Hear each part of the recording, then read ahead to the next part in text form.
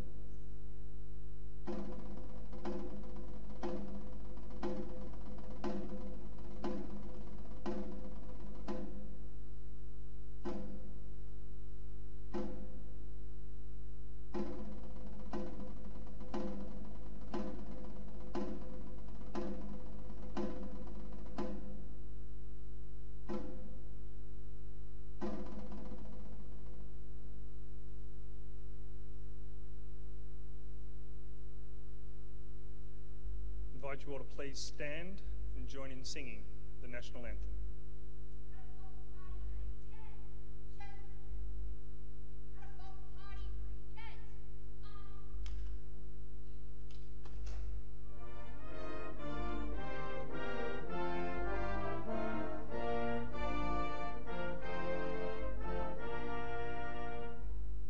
Australians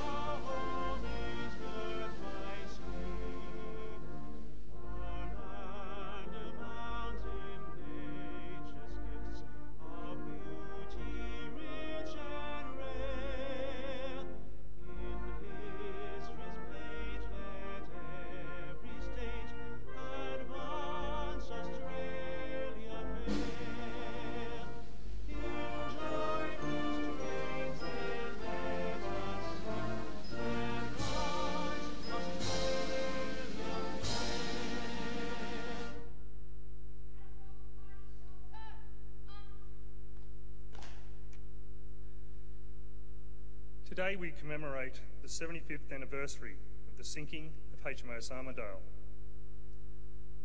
HMAS Armidale was commissioned in Sydney on the 11th of June 1942. She was one of 56 corvettes commissioned for service in the Royal Australian Navy during the Second World War. Named after Australian towns, corvettes were lightly armed and very crowded. Originally designated Australian minesweepers, they were all-rounders, performing anything from anti-submarine and mine warfare duties to sea rescue, convoy escort, and supply and evacuation. In late November 1942, Armidale and her sister ship, Castlemaine, were assigned to evacuate troops and civilians from Botano Bay, Timor, while delivering supplies and a relief contingent. The corvette sailed from Darwin just as Japanese aircraft flew over the harbour, and the next morning they were located by a Japanese reconnaissance plane, which they were unable to shoot down. The two corvettes then survived repeated air attacks before reaching Botano, by which time they'd missed their rendezvous with the auxiliary patrol boat Carew, which had already sailed for Darwin with Portuguese refugees. They found Carew 110 kilometres off Timor, and the refugees were transferred to Castlemaine, which then returned to Darwin. On the 1st of December 1942, as Carew and Armidale continued the operation in daylight, they came under attack from Japanese dive bombers and Zero fighters. At one point, a torpedo passed over the bridge before hitting the water. Just after 3 p.m, Armidale was hit by two torpedoes in quick succession. The first slammed into the mess deck, killing many of the sailors there. The second into the engine room. As Armidale began to sink, the Japanese Zeros began strafing runs on survivors in the water.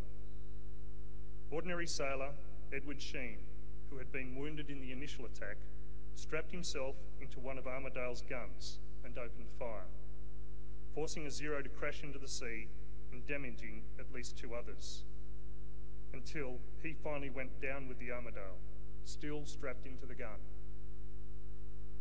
The survivors constructed a makeshift raft, which they lashed to the badly damaged whaler, and the wounded were put aboard a small motorboat.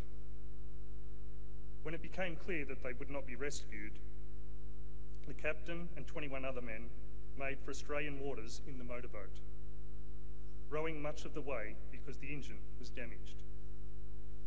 2 days later, another 29 men began the same precarious journey in the whaler, leaving the remaining sailors clinging to the raft.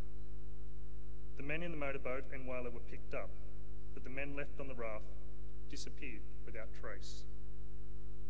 The loss of life on the Armidale was the highest for any corvette in the Second World War.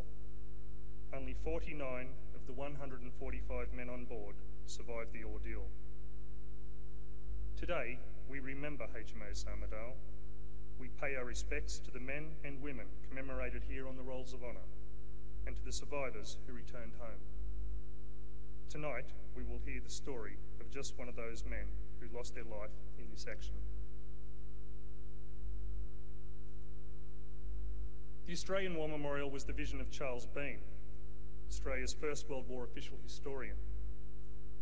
Bean landed with the Australian troops on Gallipoli and stayed with them at the front through until the end of the war.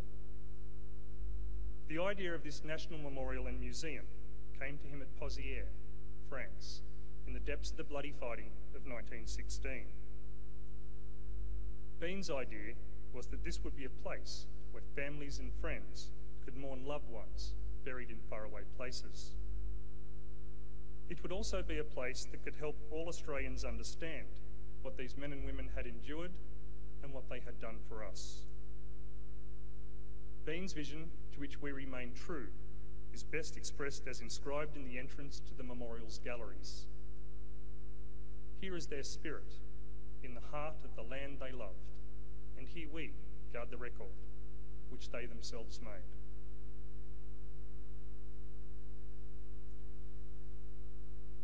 Joining us today from the Royal Australian Navy is Commander Paul Cottier, who has served as the Staff Officer 1 Ceremonial of the Australian Defence Force since March 2015, and who will today sound the last post after the ode is recited. Commander Cottier has overseen a significant number of Centenary of Anzac ceremonial duties for the Australian Defence Force. Significantly, here at the Australian War Memorial, Paul enables support for many major ceremonies, especially the last post ceremony. January 11, 2018 will mark his final day in the Royal Australian Navy before transferring to the reserves. On behalf of the Director and staff here at the Memorial, but particularly from the Commemorations and Visitor Engagement section, we sincerely thank Paul for his professionalism and dedication to ensuring the highest standards of commemoration and collaboration between the Australian War Memorial and the Australian Defence Force. The success of this relationship is by no small measure attributed to Paul, who personifies the Navy values of honour, honesty, courage, integrity and loyalty. Paul, you continue to serve your nation with distinction, as you have done for over 36 years. We wish you every success in your retirement, and we thank you, your wife Mary Jo, and family for your service to our nation. And now we present a lament, Flowers of the Forest. Wreaths or floral tributes will now be laid at the base of the pool of reflection.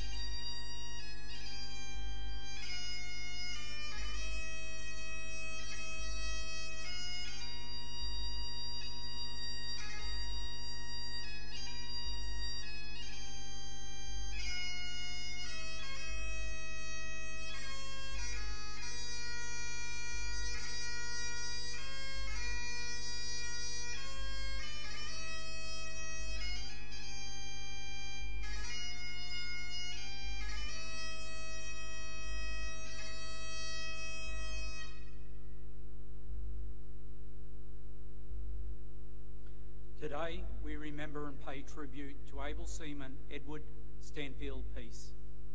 Known to his friends and family as Ted Edward Piesse, was born in Hobart on the 13th of August 1923 to the large family of Clyde and Emily Piesse.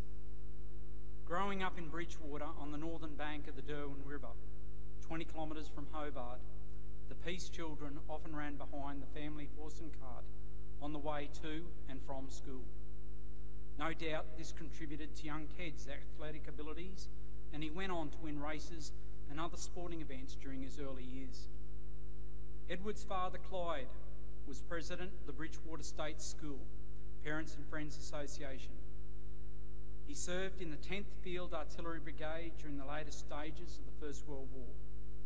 Perhaps motivated by his father's service, Edward Piesse reported for duty with the Royal Australian Navy on the 21st of November 1941.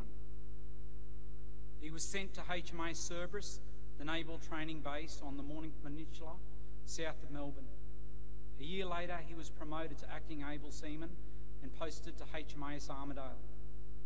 Initially tasked with escort duties in the waters of Northern Australia and Papua, Armidale had arrived in Darwin before the sailing of HMAS Castlemaine to Timor in order to reinforce the small Australian force fighting on the island and evacuate exhausted troops and some Portuguese civilians. 2 corvettes were attacked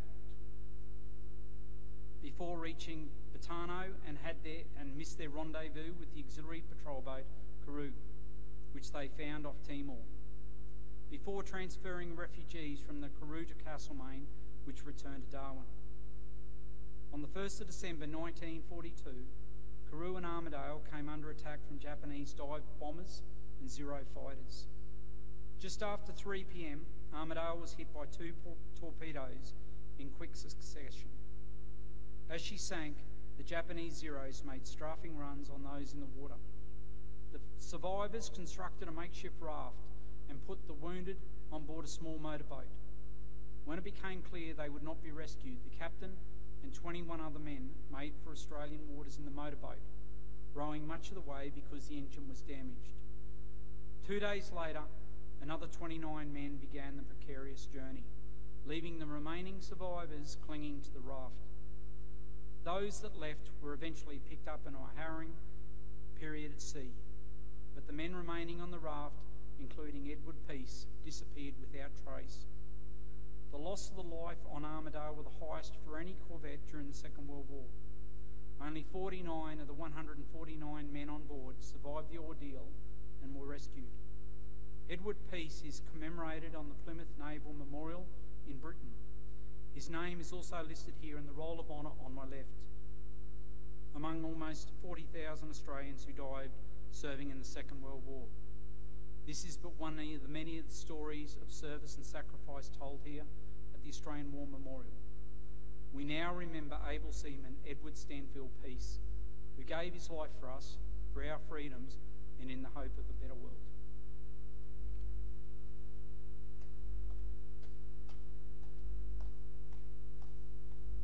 Please stand for the reading of the ode and the sounding of the last post.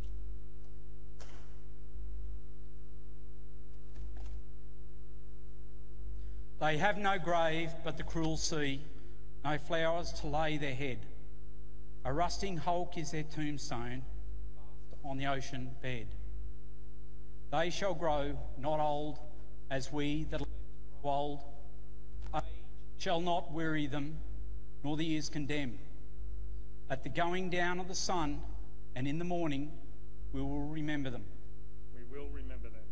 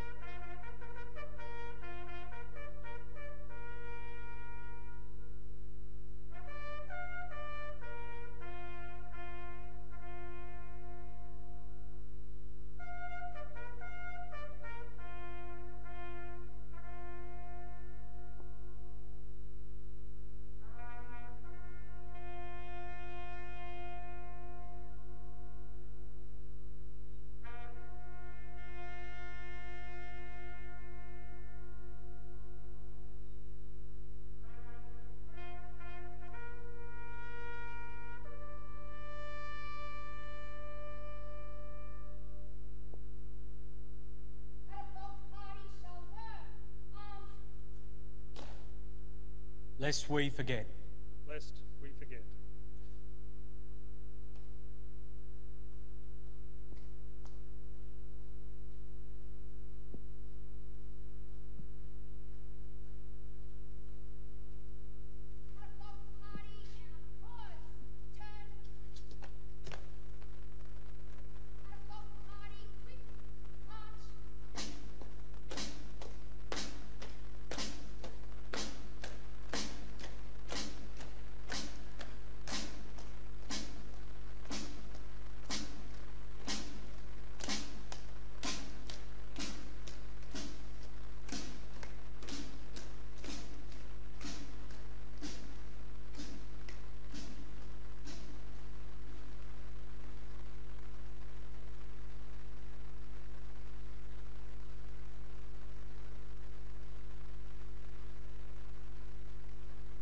leave you this evening with the words of the memorial's founder, Charles Bean. Many a man lying out there at Piesse or in the low scrub at Gallipoli, with his poor, tired senses barely working through the fever of his brain, has thought in his last moments, well, it's over. But in Australia, they will be proud of this. Ladies and gentlemen, girls and boys, that concludes the last post ceremony. We thank you all for visiting the Australian War Memorial and wish you all a very good evening. Thank you.